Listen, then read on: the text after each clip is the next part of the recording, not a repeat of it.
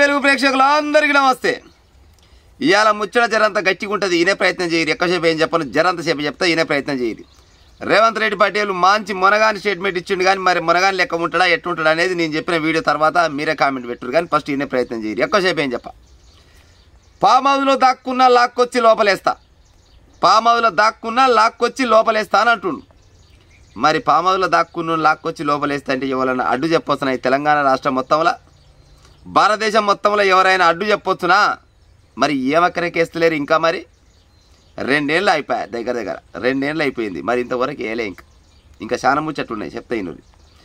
గత ప్రభుత్వంలో హైదరాబాద్ను గేట్వే ఆఫ్ డ్రగ్స్గా మార్చిరంట. ఆ భూతాన్ని కూకుడు వేలతో పెలిగించేందుకే మేము ఈగల్ ఫోర్స్ని తీసుకొచ్చినామని చెప్తుండు.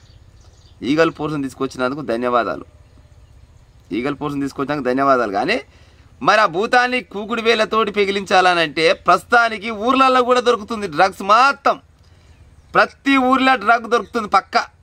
అది ఏడికెళ్ళి వస్తుంది, ఎట్లా వస్తుంది, పొరగాళ్ళు ఎట్ట సర్వనాశనం అవుతారు అనేది అది ఎవరికి అంత దొరుకుతలేదు పాపం. పోలీసు వాళ్ళు మాత్రం తలకాయ పట్టుకుంటారు, అసలు ఎవరు తెస్తుండు ఏం కథ అనేది. ఎవరి మిత్రులైనా ఎవరి బంధువులైనా వదలం. గిది జరంత మనం ఆలోచించవలసిన విషయం.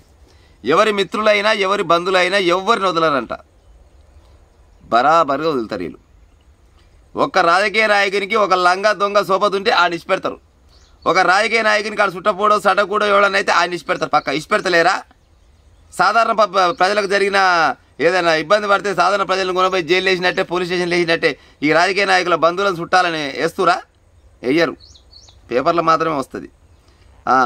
రాష్ట్రాన్ని గంజాయి డ్రగ్స్ రహితం చేస్తాం, సంతోషం. మీరు ఎప్పుడైతే రాష్ట్రం మొత్తాన్ని గంజాయి లేకుండా చేస్తారో చేతులెత్తి మొక్కుతారు అంతా. ప్రతి ఒక్క తల్లిదండ్రులు చేతులెత్తి మొక్కే రోజు దగ్గరనే ఉండే, కానీ మీరు చేస్తే అది.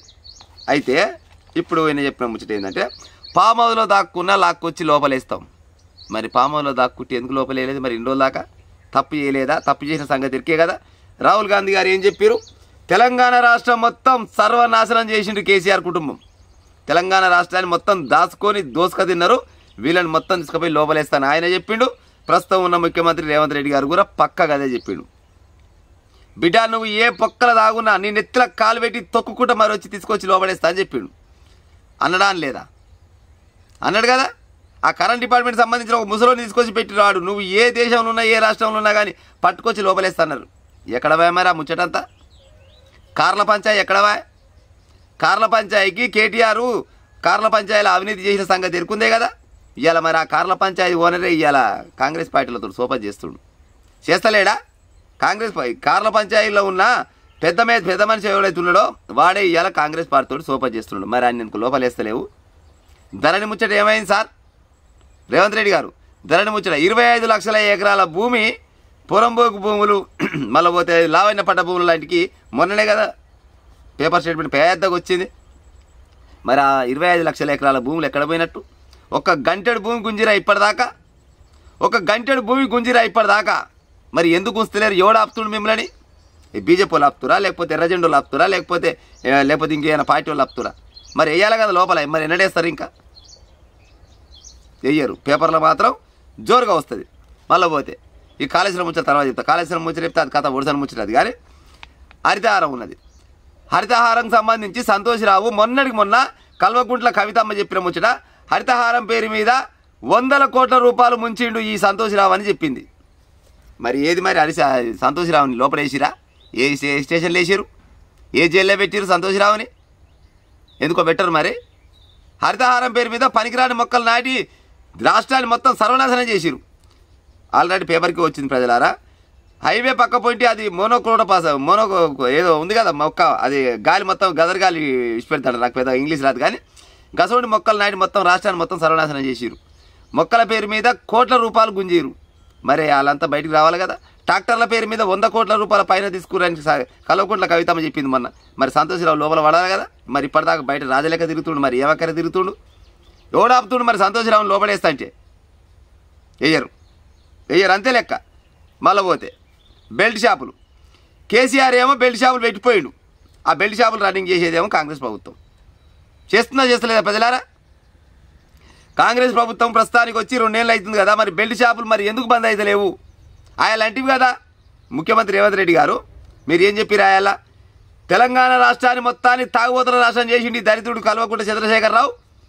ఒరే దరిద్రుడా, నేను వచ్చినాక ఇటు మొత్తం పని పెడతాను. మరి ఇలా జోరుగా తాగుతున్నాయి. మీరు వచ్చిన కాంచి ఇంకా కొన్ని వేల బెల్ట్ షాపులు పెరగవచ్చు. ఇంకా మరి మీరు బెల్ట్ షాపులు బంద్ చేస్తా ఇంటి వద్దానడా ఓలాపుతూరు మరి మిమ్మల్ని. దీనికి ఆన్సర్ ఉండదు. మళ్ళీ పోతే ప్రతి ఊరిలో ఇదేదో ఉండే,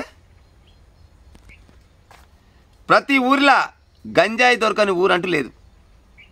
హైవే పాయింట్ ఉన్న ఊర్లలో మాత్రం ఇంకా ఏక నెంబర్ దొరుకుతుంది. అది ఎవడు తెస్తుండు, ఎవడు అమ్ముతుండు, ఏం కథ చూడు.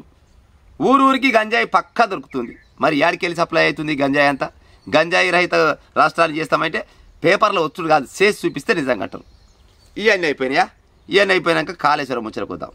మరి కాళేశ్వరం ప్రాజెక్టులో లక్షల కోట్ల రూపాయల అవినీతి జరిగిందని చెప్పింది మీరే. అదంతా నిజమే అని నమ్మి జనాలు ఓట్లేసి నిన్ను కూసబెట్టింది నిజమే.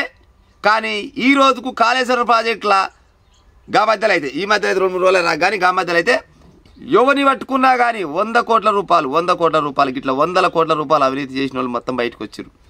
మరి వాళ్ళందరి అవినీతి సొమ్మంతా వెనుకకు లాక్కొచ్చిన దాఖలాలు ఏమైనా ఉన్నాయా?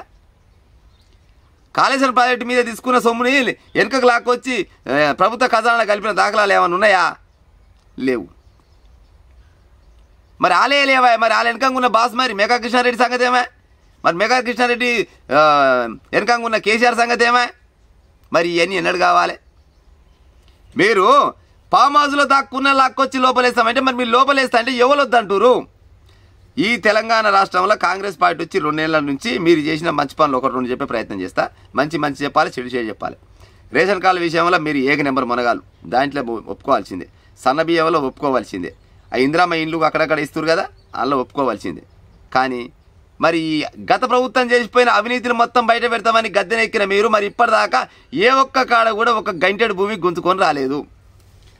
100 ఎకరాలు, 1000 ఎకరాలు, లక్షల ఎకరాలు భూమిని మొత్తాన్ని కొల్లగొట్టి ఉన్నోడు మంచిగా ఉన్నోడైపోయాడు, లేనోడు అయిపోయాడు. లావైన పట్ట భూములు, గవర్నమెంట్ భూములు, ఏది పొరంబోగు భూములకు రైతులకేమో పట్టాలు రావు, కానీ పొరంబోగులకు పొరంబోగుల భూములు ఎట్ట పట్టాలు అవుతాయి? మరి లాగాలి కదా. మరి ఎవడరా మీకు పట్టా చేసినోడు? గత ప్రభుత్వం ధరణి మొత్తం అది దరిద్రమైన ధరణి, ఆ ధరణి మొత్తాన్ని ఎత్తేస్తామని చెప్పేసి దాన్ని భూభారతి చేసిరు.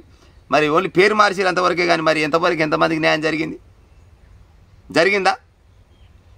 రేవంత్ రెడ్డి గారు మిమ్మల్ని వ్యతిరేకించాలని కాదు, మీరు చేస్తాన్న పనులు బరాబరుగా చెయ్యిరి. 100% కాదు, మీరు చేస్తాన్న పనులల్లో కనీసం 50% చేసినా కానీ ఈ తెలంగాణ రాష్ట్రానికి కింగ్ నువ్వే అవుతావు. కింగ్ మేకర్ కూడా నువ్వే అవుతావు. కానీ మరి ఏది బొంగులో ముచ్చట చెప్పుడే ఉంది కానీ చేసేదైతే లేదు. మళ్ళా ఎందుకు చేస్తలేవు? మరి చెయ్యాలి కదా. అవినీతి పనులను మొత్తం బయట పెట్టాలి. నిన్న పేరు అంబేద్కర్ చేసేయన్ని లుచ్చపనులు చేసుకుంటా 150 కోట్ల రూపాయలు అవినీతి చేసిండట. అటు నువ్వు వచ్చిన 2 నెలల్లో అయితే ఏం చేయలే కదా. చేస్తే నీ 2 నెలల్లో కూడా చేయొచ్చు. కానీ అంతకన్నా ముందు 10-12 నెలల నుంచి ఆడు ఉద్యోగం ఎక్కడ కానీ చేస్తున్నాడు కదా. గసంటు నాస్తులన్నీ గుంజే ఉపాయం చేయరి. ఇవాళ మళ్ళీ 17 లక్షల రూపాయలు మళ్ళీ బాత్రూంలో ఏమైనా దొరికినాయట. మరి యాడికి వెళ్ళిపోతుంది సంపాదన అంతా? మీ ప్రభుత్వంలో జరిగేటివే కదా.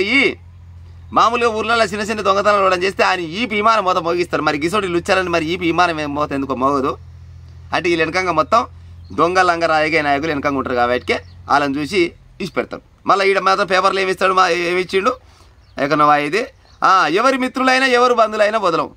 పేపర్లోనేమో స్టేట్మెంట్ ఇస్తావు, వదిలేదేమో చేసేదేమో అట్లా చేస్తుంటే మరి ఎట్లా పడేసి వస్తుంది ఇది? తెలంగాణ రాష్ట్రంలో అవినీతి లేకుండా చేస్తే దమ్మున్న మొగోని అవుతావు.